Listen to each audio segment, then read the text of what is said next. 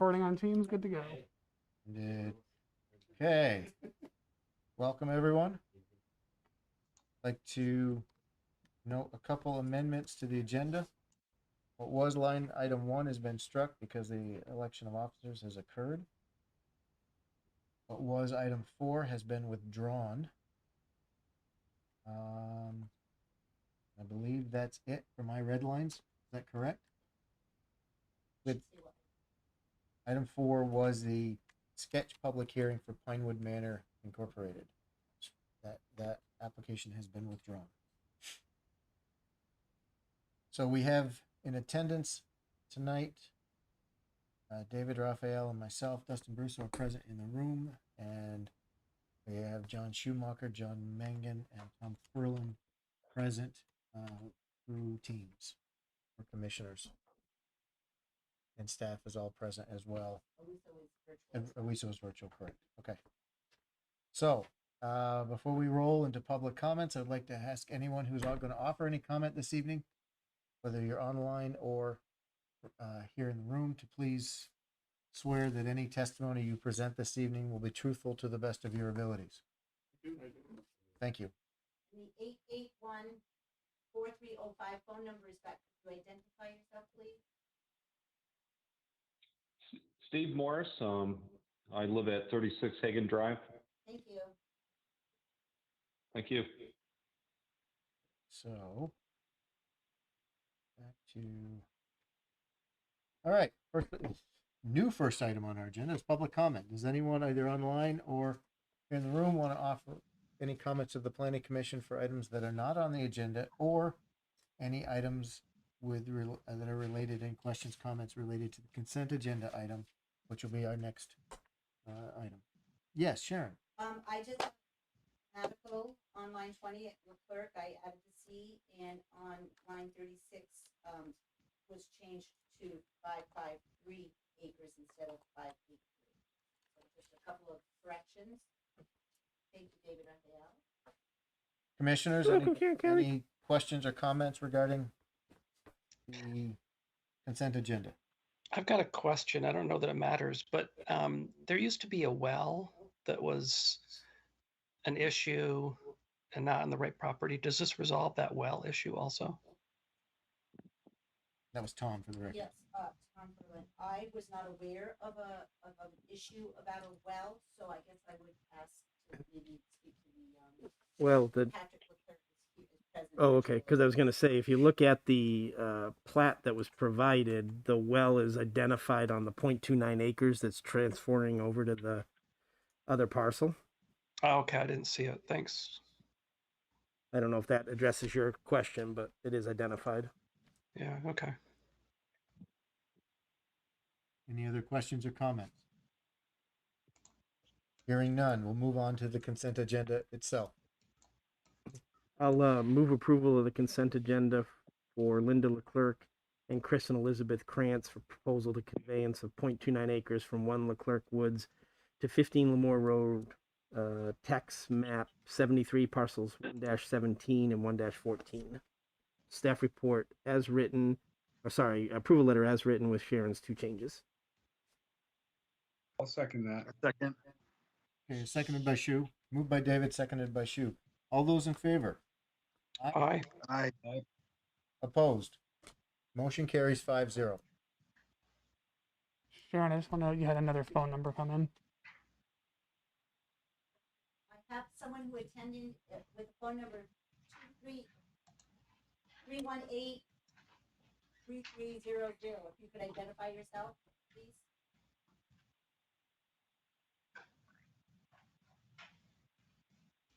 If someone's in the audience, someone's in virtual with a phone number of 318-3303, could you provide your name?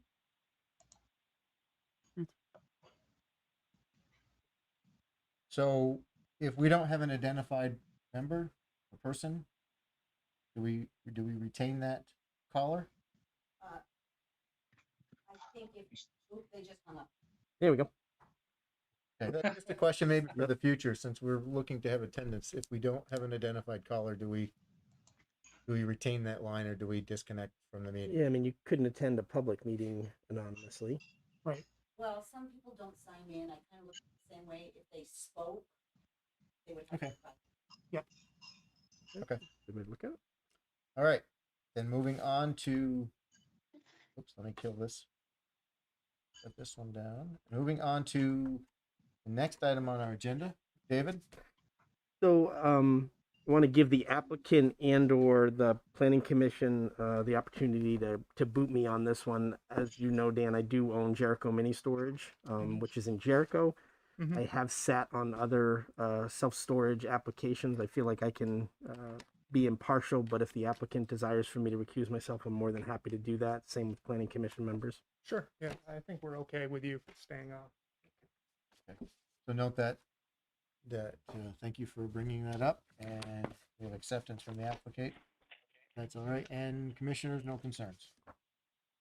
No. That was the question. No. No. All right, Darren, will you be presenting this for us? Yes, thank you, Dusty. Give me a moment to get the plans shared for everyone. I apologize because the computer is being a little slow for me tonight. All right. So, is 18 River Road. This is a parcel in the industrial zoning district on the south side of town, at the very close to the border of the village. The proposal, it's currently a existing dwelling, substance abuse recovery residence. The proposal is to demolish the existing buildings and construct self-storage units, total of 6 buildings, varying sizes and numbers of units, with on-site stormwater treatment. No water or sewer service is required, because there are no needs for those utilities on site. And generally, staff has no issues with the proposal. There is a section of stream and steep slope that the applicant is generally avoiding, and they're using a retaining wall to prevent any issues from any erosion issues from continuing to be a problem.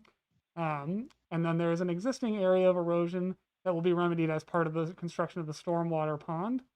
Otherwise, no real issues. Want to double check my notes. There are a couple of small design changes that Public Works has required. Those are in the conditions of approval, and a few other minor changes. Otherwise, I will leave it to leave it at that. We did have one public comment come in via email, which was shared in the commission's packet, and we can provide here and read into the record. Thanks, Darren. Commissioners, any questions at this point for staff? Not for me. None. I have none. This is John. None from Sue. So let's shift to the applicant. And Dan? Yep, I'm Dan Heil with O'Leary Burke Civil Associates here tonight with Josh Mazer, who is Nate Creet's business partner. Darren summed it up. We're here seeking site plan approval for mini storage, 6 units total, 12,400 square feet between all of them. An existing home is on the parcel that will be removed, as well as a barn on the parcel. No water, sewer as it's mini storage. Runoff will be handled via a gravel, wetland, and dry pond combination. And there are some areas that will be fixed where there has been erosion located in the southern portion of the site. Looking through the staff notes, we're good with all of those. We worked out some items with staff beforehand regarding snow storage and additional landscaping, and we're okay with the conditions as written as well. Thank you. Commissioners, any questions for applicant?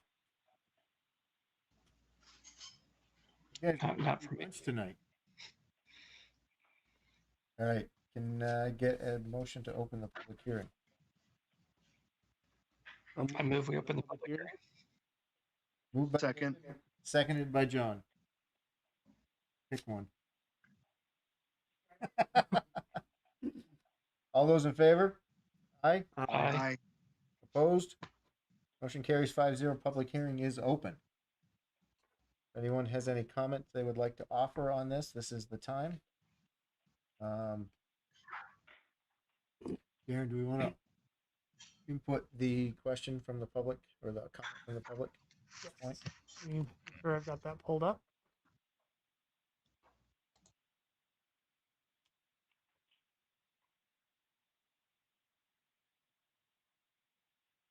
So this message was from, why isn't it coming up? Give me one moment to make sure that's all shared properly.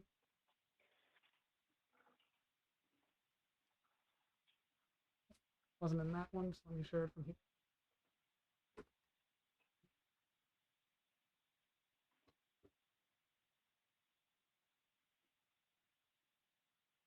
All right, can folks see that?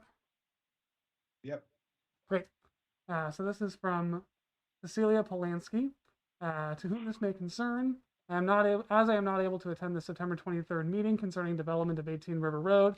I wish to express some concern that developing this parcel with storage units will not only eliminate any possibility of capitalizing on views of the Winooski River and the beautiful Green Mountains uninterrupted by power lines, it will also not provide jobs, as was most likely the intent of the industrial zoning, which was assigned to the riverbank several decades ago.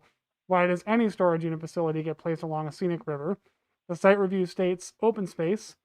Approximately half the parcel and most of the adjoining one is maintained as open meadow in the foreground with distant views of the Mount Mansfield Range to the east. However, the proposed building is not located within the Scenic Resource Protection Overlay District, nor were scenic views documented as in Views to the Mountain Scenic Protection Manual, presumably so as not to limit development of the town's limited industrial areas. The applicant has proposed some landscaping and screening to compensate for the loss of this scenic view, which is addressed in finding 1F. Cecilia's comments continue. Please consider whether some landscaping is going to compensate the town or residents for a lost opportunity to build high aesthetic value residential units on this parcel with views and near the river. Parcels like this are non-existent elsewhere now close to town. In addition to losing a potential scenic property, there is water flow on the parcel, even though the site plan review calls it a small stream. Inconveniently, steep slopes and natural drainage are being cemented over. What will 2 acres of rain runoff look like as it searches for a place to go? What a shame for nature. Maybe Mr. Creek could look into the idea of getting the zoning adjusted to preserve the natural aspects of this rare parcel, or the town could suggest this idea. Thank you, Cecilia Polanski. Thanks, Darren. Okay, public hearing is open. Any questions from anybody in the audience? Virtual or present here. I'm looking. Please use the raise your hand tool in Teams or speak out. Hearing none. Commissioners, what are your thoughts at this stage? Do you feel you have questions? Do you feel you want to?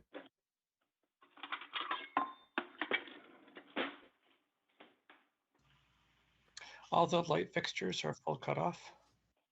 I believe so, yes. Correct. Yep, fully cut off. And Okay. they'll be on timer or motion Motions. sensors as Yep. well.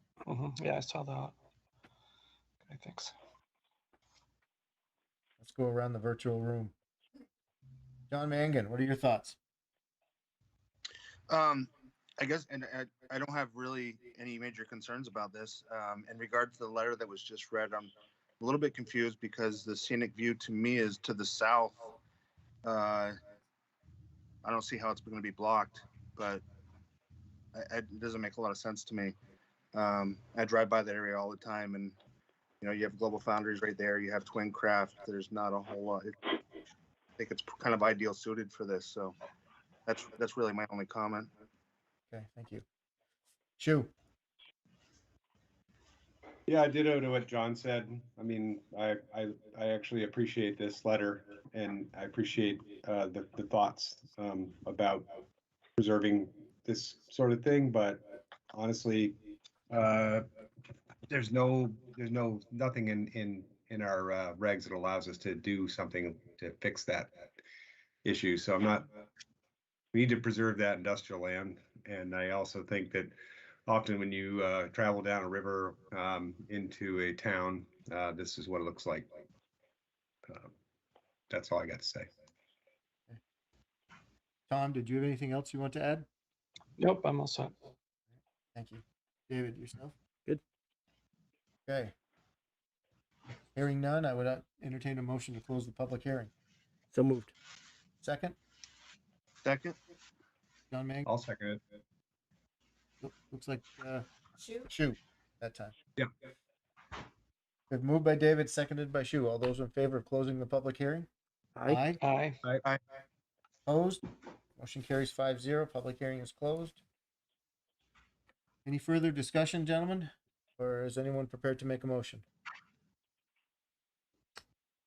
David, you're up. I will move that we approve the site plan for Neat Creek doing business as 18 River Road LLC for the proposal for 6 mini storage buildings located at 18 River Road in the industrial I-1 zone, tax map 23, parcel 2. Staff report as written, except on line 321, 322. I want to tweak that because that's not a condition. Hmm. So I'd like to propose that we go up to line 293 through 296 and bring that down into the condition, because that's what Dennis actually meant or asked for. Does that make sense? So actually, Replace it. yeah, I'd like to, yeah, let's strike all of C and actually put in a new C, which is all of number 6, which is the inline yard inlet detail, and that's the specific what Dennis is asking for there. Can, And then just I think I had one grammatical since we're just doing it. I'll find it. Line 131, just change the proposed buildings are not located instead of the proposed buildings, since there's 6 of them. And that's all I got. before you get a second on that, Sorry. our additional findings, since we don't have anything added to that, should we strike that for this application or indicate no additional findings? Line 284. Yep.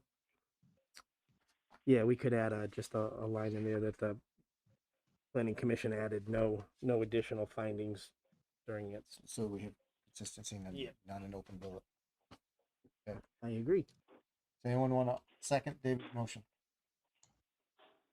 Second? Tom? Tom? Yeah. Any additional discussion?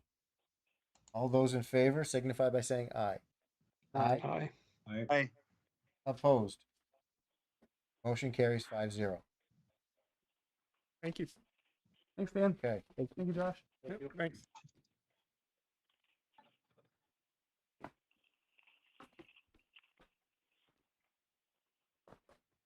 You're coming into town. Couldn't you brought Sean's bike in?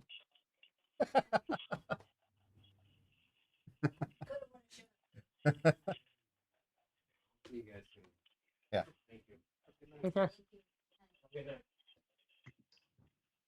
All right. Next is the minutes from September 9th. We have 2 sets on September 9th? Oh, we did. That's correct. I remember that. I'm going to actually, okay. So we have minutes from September 9th.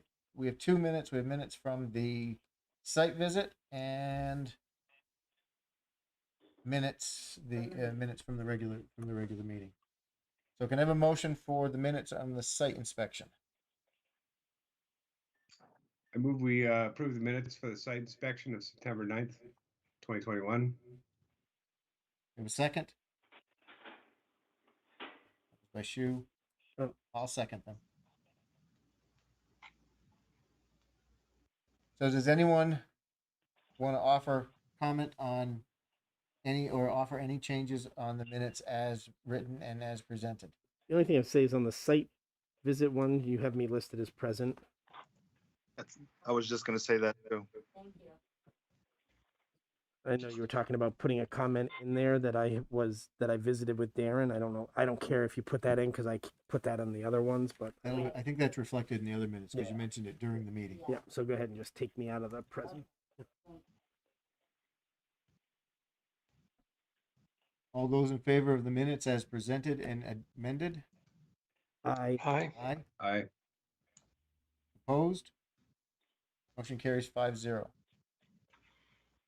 Those minutes are accepted. And now the other minutes from 9/9 from the regular meeting.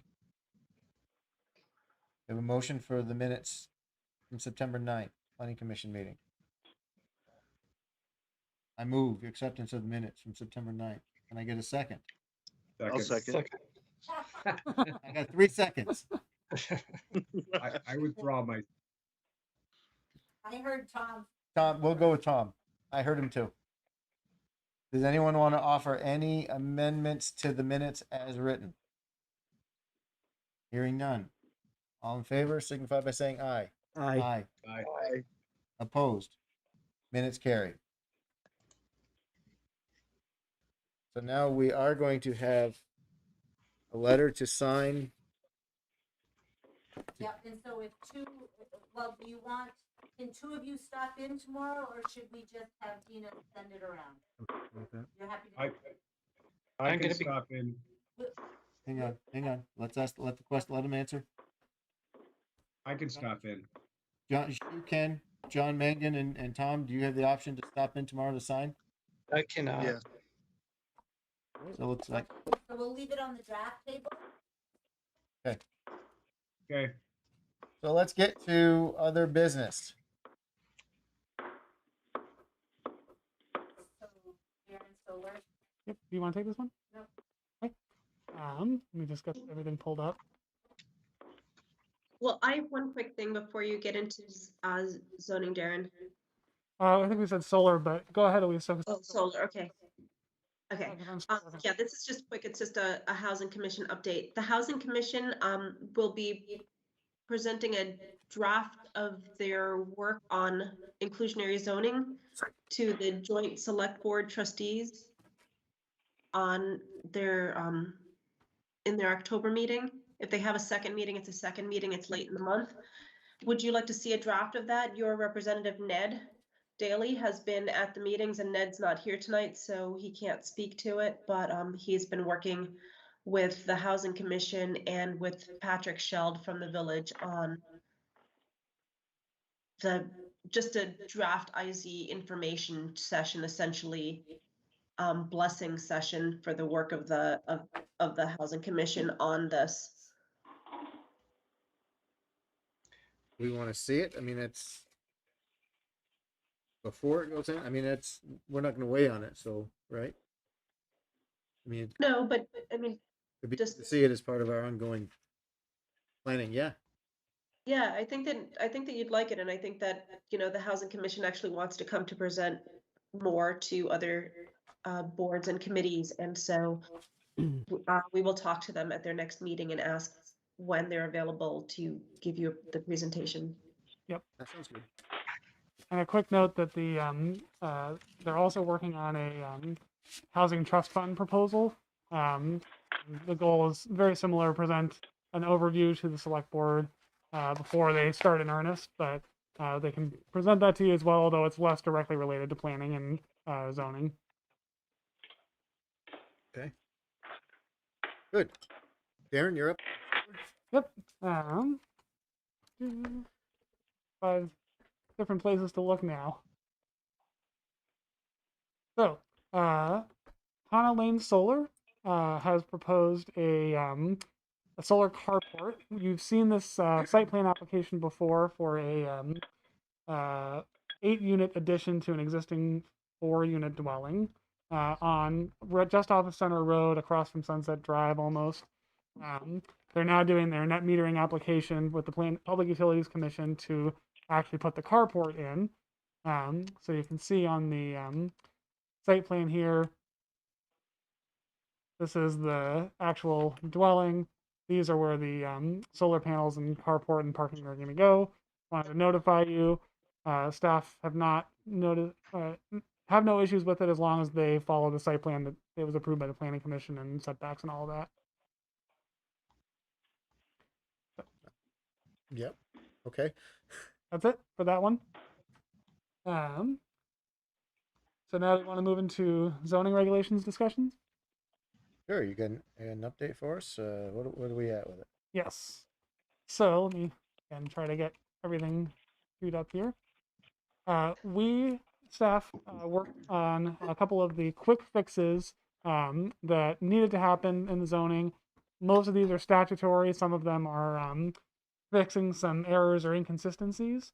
So we presented those to you in a memo and a list of the changes, as well as the full set of zoning regulations in draft form with redlining and all of that. We're happy to walk through any of those, but we mostly just wanted to give this to you as an update. We have not yet warned any public hearings on these regs, but if you think we should and we're ready to move forward on these, then we can do that for the October and November meetings. We've routinely done like a workshop before Yep. we put something into a full public hearing. Mhm. Does that fit within the framework of what you guys were thinking? I mean, I think it would be good to be able to do something like that. Mhm. So we did do a bit of a workshop on a lot of these. We presented a very similar list of changes to you. There have been a few additions and modifications to that since. So we didn't see a need to do a full blown workshop like we normally would. Most of these are statutory updates. Most of them are you've already seen before. But we're happy to do a workshop if you feel that's appropriate. What do we have at the next? I mean, what do we have in the time frame in the next meeting? Do we have a lot of apps? Because I'm just wondering if we could just book an agenda item, which half hour, whatever of an agenda item as a workshop on this, so that we can just hammer them out, go through them more in depth. So, and I also am in line with that thinking. October 14th, we have a consent agenda item. We have Essex Rescue coming back to 35 Essex Way, a state plan for. We have the continued LaFountain, I believe, sketch. Yeah, sketch for Brigham Hill Road. And that's been continued for a while. So, commissioners, what do you feel about just adding maybe to that meeting a short workshop to go through, with the specific intent of that is to go through all of these so we're all clear, unless you feel that you've got enough information. I turn to the TV screen as if the other commissioners are right there. We're here. Heard of that. We have some time now if you want to go into detail. I do have some comments and questions. I'm frankly, I'm not prepared now to go into depth on this because I was really thinking it was just going to be a quick review. I'm fine, Tom, if you want to present some ideas and points. What's John Shu? What are your thoughts? Hang on a second, Sharon. You said we have nothing right now in October. 28th. On October 28th, so far, nothing. And part of our thinking was about the timing of having the public hearings with the planning commission and then forwarding that to the select board and making sure that they're not into budget session. But I think they will be regardless because they're starting that a little early this year. If these fixes and these updates are truly as minor as staff feel they are, it shouldn't be an issue to have the select board reviewing those during their budget hearings because it should be pretty. If we dedicated more of the October 20th meeting to this, would that give you time to prepare additional pieces for that review, or Yes. Would that be more? Lisa, what are your thoughts on that? 28th, sorry. Yeah, and there's some other sort of housekeeping, I guess, that we'd like to address also. We've got internal lighting and gas station signs, and I think most pressing sort of in my head is we're in the process of updating fees. The fees were approved by the select board, and as we're going through them, we're debating and comparing and contrasting conceptual versus sketch plan review, and we think that that distinction has been lost over time, and that it might be something to just rethink about, and we can get our thoughts together and present them to you at that meeting. But there's some sorts of housekeeping stuff like that could be useful to do at that meeting also, especially if we've got nothing else scheduled. It sounds like it would be helpful then all the way around. It's Tom. I would think you can still present your comments tonight to give staff that information, and Yep. then maybe we target that October 28th meeting for a more in-depth workshop. We'd still potentially have room for an application if needed, Yep. but we could still bring some greater focus to this. Yep. We have agreement on that? And this was one would everybody gets a say in. Public. I think that We sounds welcome your good. comments, Com. And typically, the planning commission has accepted public comment after you have your massage workshop. Yeah. Yeah. Okay. So Tom, do you want to take a little bit and go through your comments? Sure. So the first one's chapter 3, section 3.8A1, the small lot change. Mhm. Does anybody know how many lots that's going to affect? Is that going to be a big deal? I don't actually have a number right at the tip of my fingers, but it's a very insignificant number. We don't actually have that many parcels that are below that size. Most of the ones that are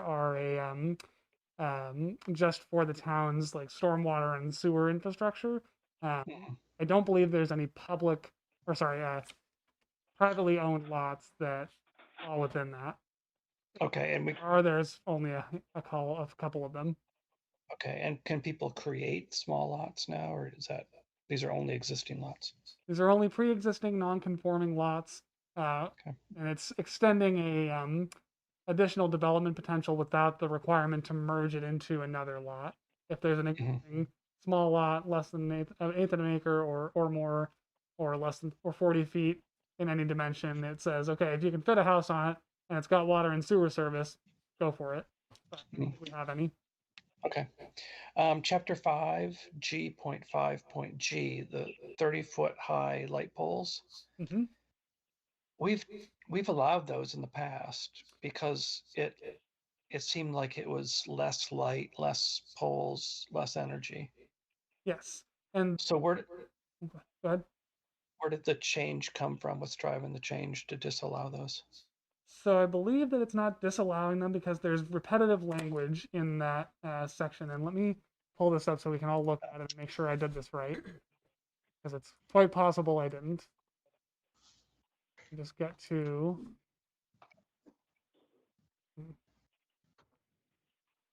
computer really not friendly to me tonight.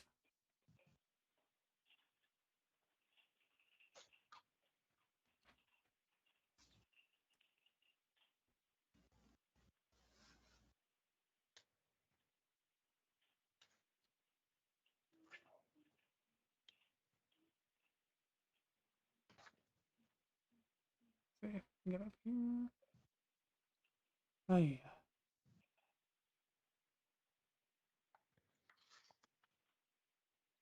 Okay, so lighting. And of course it's showing a different view than I wanted to.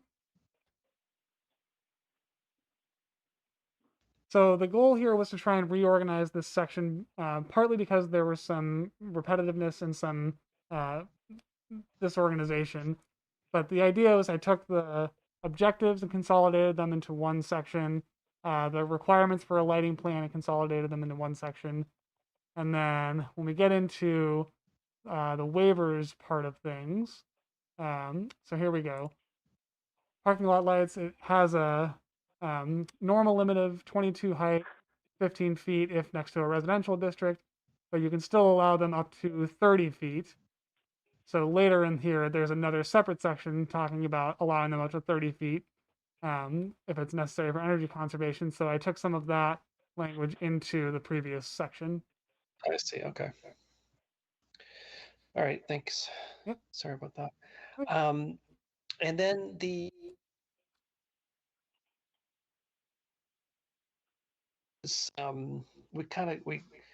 we got stuck at one point when somebody wanted to put a hotel in the town center. Mm-hmm. Do we want to make that an allowed use in this go round, or is that like beyond the scope of what you're trying to do? It's beyond the scope of what we're trying to do right now. We are focusing on just the basic, simple fixes that are trying to avoid any deep dive into changing zoning districts, changing uses, changing dimensional requirements until we've had time to really look through those, discuss with the planning commission, and really get it right. We also, and so this is basically just anything that statute requires us to do, or anything that seems inconsistent, and we've had issues with when applicants ask us about stuff. All right. Yeah. So, okay, so I won't give you the rest of my list here then. But I'll ask you the question somebody's going to ask. The multifamily, making that an allowed use in all the residential districts, is that truly required by statute? So the reason we went through that was when we look at what statute requires, it says that conditional use review cannot deny a 3 or 4 unit dwelling based solely on character of the area. The other conditional use criteria have to do with traffic, capacity of community facilities, renewable energy, and that might be it, except for character of the area. All of the other criteria besides character of the area are captured under site plan review. And then you look at site plan review, and it says anything that is not a single unit or a duplex residential unit has to go through site plan review. So that includes 3 and 4 unit dwellings. So we just figured that by allowing them everywhere as a permitted use, we're still making everything go through site plan review, which it normally would. We're just avoiding the situation where it goes to the zoning board and they duplicate the review of site plan because they're not actually doing character of the area review. Um, there's not a there's some lack of clarity in statute about whether character of the area could be one of the components or if it simply can't be denied based solely on that. But we also looked at those districts that allow multifamily as a conditional use, and it seemed to make sense that they could be allowed.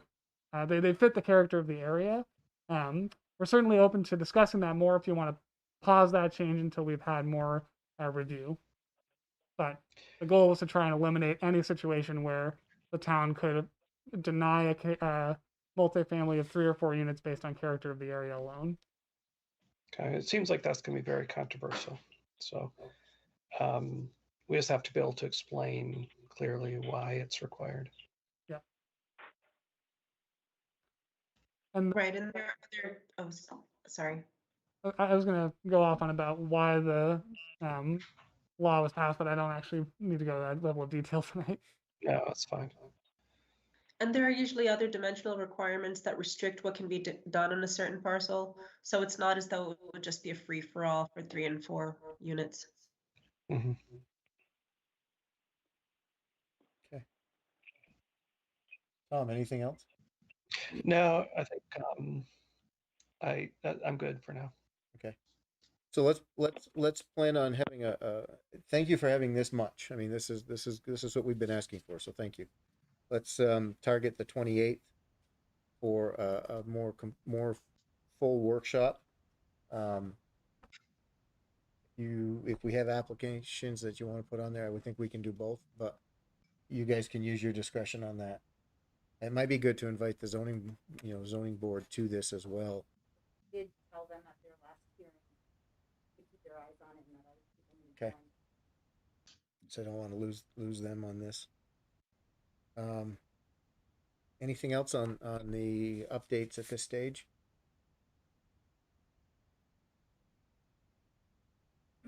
Yeah. No, I will have a couple more changes, but I'll bring them to you for the 28th. Okay. Elisa, did you start to? Yeah, not that we're ready to share tonight. Okay. And I'll just make one more comment that again, we are hoping to do a more in-depth review of many different topics, town center, PUDs, many other things. We just are still wanting to get through some planning work on that before we bring actual zoning changes to you. And we'll keep you in the loop as when we get those discussions going, and that we anticipate to be more of a January onward timeline. Okay. So are we good to go into the deliberative session workflow? So John and John Mangan, Shu and Tom, just for clarity or for transparency, I initiated a discussion with staff I included Josh. I included Dave because he said he was going to do research on state statute and so forth on manipulation of deliberative session workflow for deliberative session.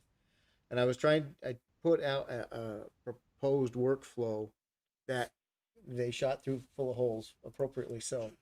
But I think out of that discussion, we came up with something. I think, Dan, do you have it in writing in front of you? I do, and I can share that. If you can share that. And we struggled a little bit the last time, but I think we can do it smoother. And if we can do it smoother, we can use the tool more frequently. And if we use it more frequently, it will be, it'll just be, I think, a more effective tool for us. Okay, so Darren shared up the last email thread. And long and short is, I think, David, you phrased it well. When we come out of the, part of the deliberative process is to issue a finding when we come out. But I'll be quiet for a minute.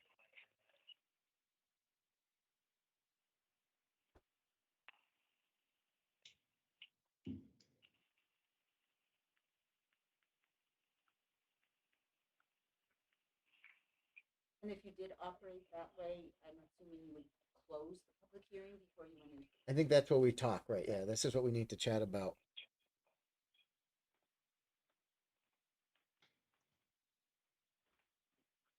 And one of the things that we discussed was the decision to continue a public hearing generally should be based on needing more information, needing more discussion, not necessarily on simply that the meeting is, the night is over.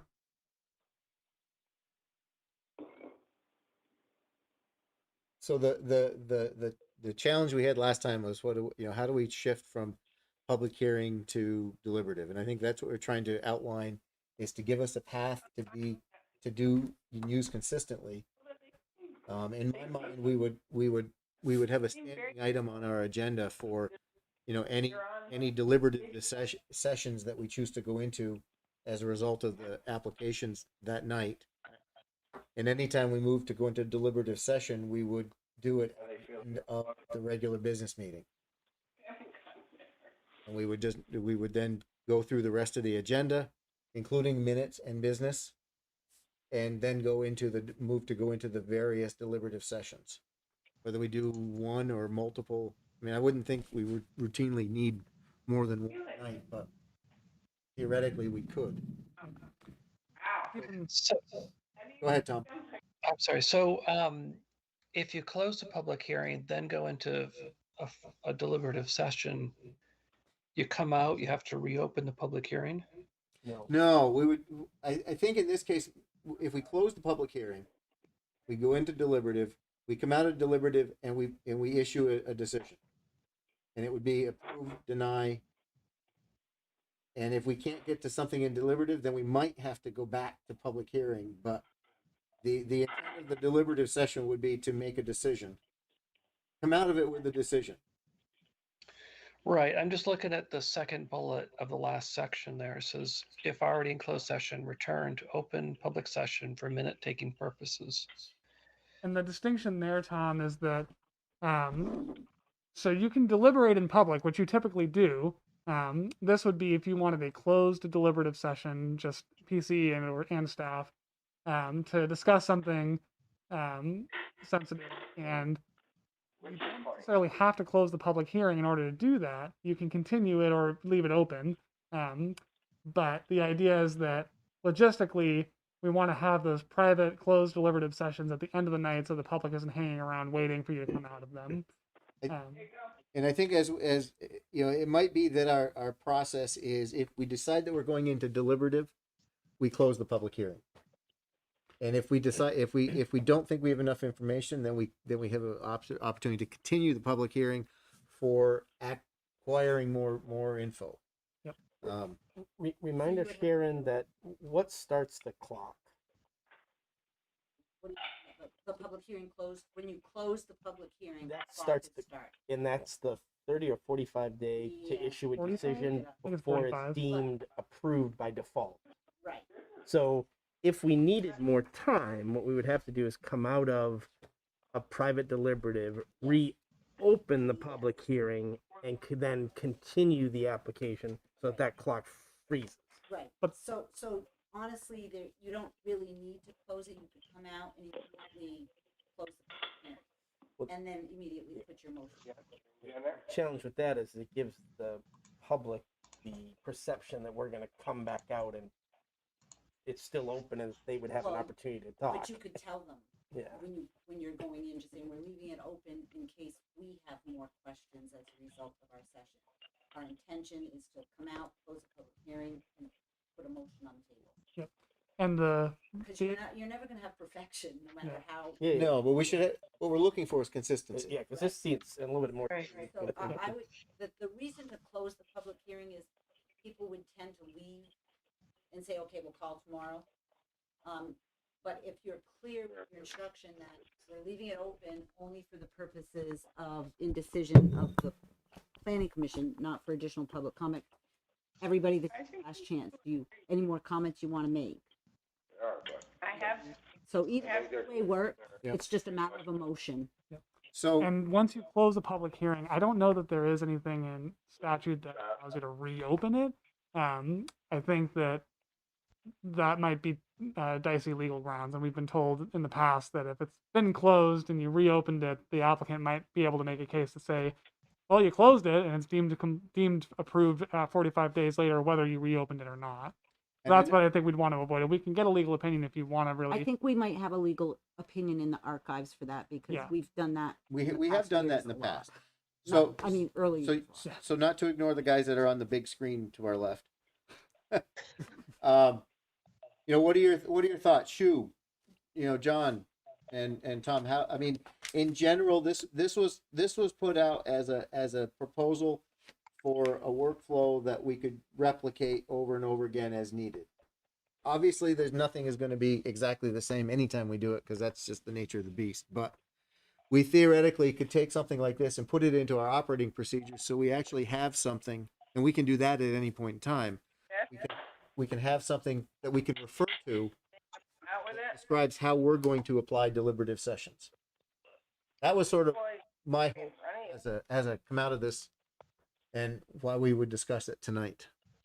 So maybe we can, I know Sharon, you're chomping at the bit. well. So Shu, what are your thoughts? I think it seems fine. I prefer to see it in a flow chart. That's who I am, but it reads fine. I think it works. Tom? How do we determine that no further evidence is needed That's to close? a really good question, and that's a discussion point. And I think that's, may depend on the comments you get. I think you can determine before you go into a closed session, do we think we have enough information, or is part of the reason we need to go into deliberative closed session to talk about what we've heard so far and determine whether we need more information?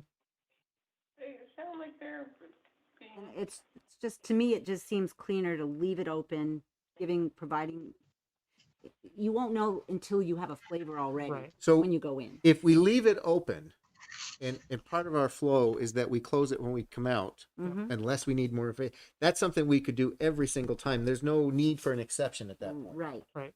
That's just your, And that would be a written flow that we go into deliberative. When we exit deliberative, we issue a finding. The finding could be that we need more information, Then you and we are going to continue the public hearing until another date. I mean, that again, I'm looking for something that we can put into place and use Consistently. repeatedly, consistently, and predictably. you'll probably have less hiccups doing it that way. Yep. Yeah. So then we could take out that third bullet. Not as many meetings as anyone in the first The one. chart where everybody shot holes. Yeah, no, this was. We'll this make was- a new chart. Yeah, no, I think this is appropriate, and we can take out. This one, what Tom was talking Well, about. actually, we can actually take out the second bullet completely, because if we're going, this is if we're going into deliberative session, right? So the first two bullets go away. Well, just say that we leave the public hearing open. Correct. So that's the first. Actually, so the second and third bullet goes away. Sorry, the first bullet stays as is. If we determine that we get rid of the second one, Yep. So at that point, the only time we ever close a public hearing is at the point at which we're ready to make a motion to approve or. yeah, Correct.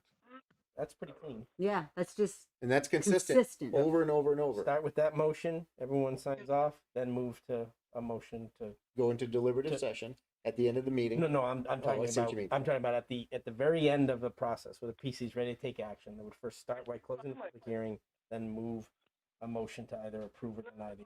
Or continue.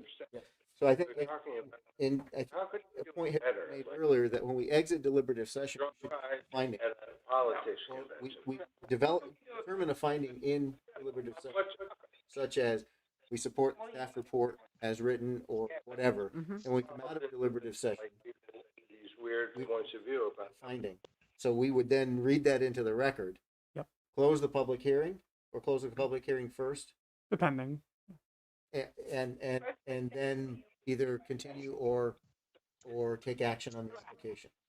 We're gonna know right out of the gate if you're coming out and you're gonna continue. So your first action coming out should be But I think for consistency, right. I'm just feeling that the first action should be a Finding. finding Mm-hmm. of the deliberative session. Well, 'cause isn't we've- that part of your motion? No, well, we're in deliberative session, Well, no, I know. I and we know. should get You're to massaging something in deliberative. when we come out of in deliberative session, we should develop a finding. Then and there, and then when we come out of deliberative session, we read that into the record. Yes, but that would be part of your motion, wouldn't we approve to deny or approve? I'm the just thinking application? about the steps, and to me, to Shu's point about a workflow, I would be step one would be to issue the finding of deliberative session, because that was a separate motion to go into deliberative session. Mhm. We come out of deliberative session. Yeah, but you've left the public hearing open this time. Do it, and you're very efficient. Understood. Okay. I'm thinking this out loud. So who are John Mangan, you're a process person. Yeah, I would first. I'd second Shu. This really needs to be a flow chart, and not joking. Yeah. It's perfect. It's seriously, it's perfect for that. Thank you. The other thing, have we looked at what the select board does? They must have a process for this. They do it all the time.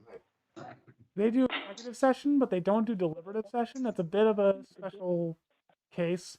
The executive session has very specific criteria into which allow you to go into that, which is legal issues or real estate or things that they, premature public knowledge would be a problem. Deliberative is it's different. It's you're just deliberating on this case. Typically, you do it in open session, but you might need to just bat ideas around without being in the fishbowl. Okay. Yeah. No. I mean, it's kind of hard to flow through it in mind as a list of bullets. I think if you had it as a chart, you'd really see where the holes are. But it looks fine to me on the surface. As Well, we could what we're talking. So a new chart and So- bring it back. Yeah, why don't you guys make it, staff take it, Yep. make it a chart like this. Let's assume for the next round of discussion that we're going to maintain the public hearing in open. We would then accept a motion to go into public hearing, deliberative session at the end of the meeting. And during the meeting, that would then say we're closing. How do we move to the next agenda item? Well, you're not because you're not closing your session. But we're looking to continue to the next agenda item and do the deliberative session at the end of the night. So would that be the motion to go into deliberative session following the remaining agenda items? I think we've kicked this horse.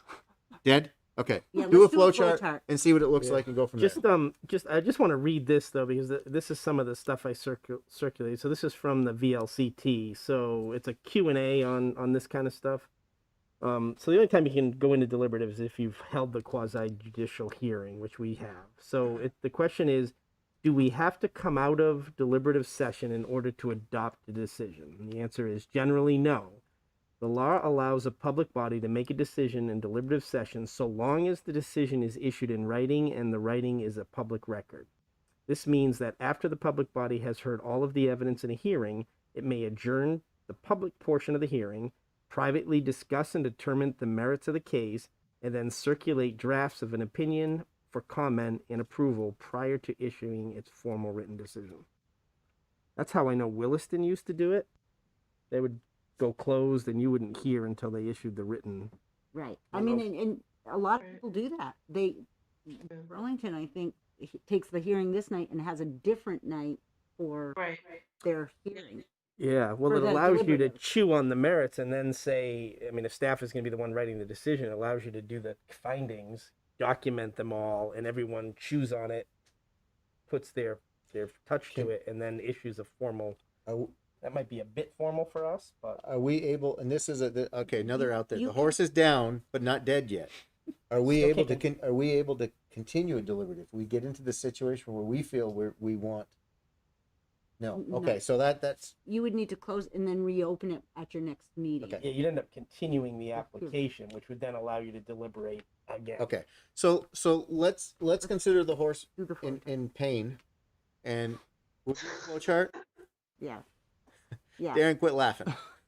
Yeah. I still am in agreement with your public hearing kept open and it's cleaner, but You- we have a couple things and we'll, And maybe do a couple versions, and Yeah. and then see what works. And if somebody has, if you feel that there's a potential legal flag we have to worry about, let's shoot around we can and pass that around too. and see where it goes. Yeah, I think it depends on where we end up inevitably, whether we end up writing the decision in private or public. Because we're going to write it in private, we can't be closing public hearings and doing that stuff After. You know, we'd have to keep it clean, do that all out in public, and then Well, My hope and my hope and my goal on this is that we can come up with a process that we can put into our process, our policy and operating procedures that allows us for some reproducibility and predictability on this flow consistency. and consistency. And that's it. Yeah. And if it means we have to identify that this is a decision point every time, that's okay too. There's always going to be variables, and we just to help us to do this and use this tool more effectively, because I think it'll help staff, it'll help the PC. Yep. Thank you. Good discussion. You guys okay with that approach for the time being to get Shu's flowchart? Sounds good. John sounds like he loves making flow charts. Yeah. I hear volunteer from both of them. I can assist if needed. Send you the draft. How's that? It's pretty straightforward. Sounds I don't good. think we've got anything left on the agenda, do we? Correct. Then, unless anybody wants to extend this any longer, I would take a motion. The move we adjourn. I'll second. Moved by John, seconded by John. All those in favor? Aye. I 7:28 adjourn.